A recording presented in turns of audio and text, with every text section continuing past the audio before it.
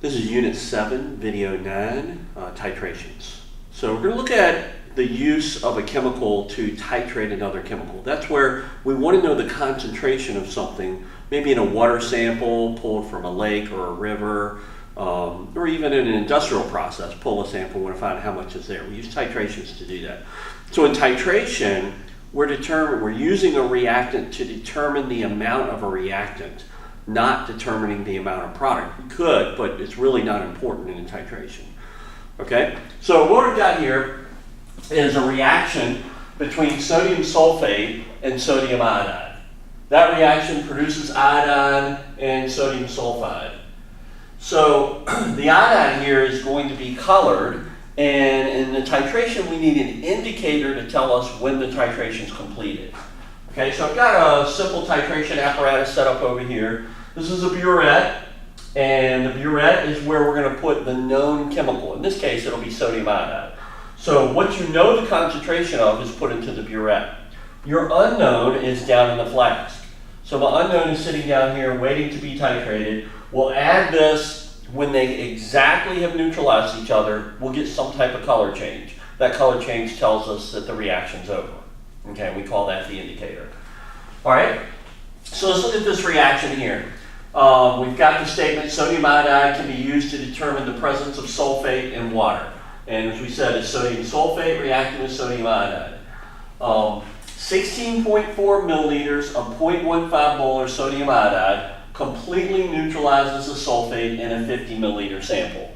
So we know how much sodium iodide we had to add from the burette into the 50 milliliter solution. We know the concentration of what was in our burette. Now we want to figure out what was actually originally in that water sample. Okay, so we know molarity times volume equals moles. Molarity times volume equals moles. So we can take our molarity, 0.150, sodium iodide, multiply it by 164, the volume in liters. We do that, we will get the moles of sodium iodide. The moles of sodium iodide. That's 2.46 times 10 to the minus 3 moles. So this is the amount of, we call it the titrant. It's the amount of the chemical that's been added in to create the neutralization. So we know from here the mole ratio in the reaction is 1 to 8. So I can build that up now, and I'm going to have sodium iodide on the bottom, sodium sulfate on top. This is a 1, this is an 8.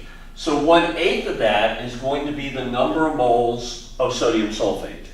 So I'm going to have 3.08 times 10 to the minus 4 moles of the sodium sulfate.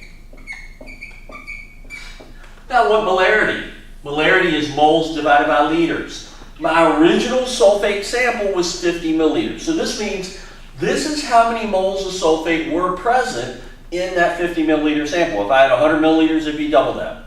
So we can figure out that concentration by dividing by 0.050 liters, and that will give us a concentration of 0.00616 molar, or 6.16 times 10 to the minus 3 molar. That is our sulfate concentration.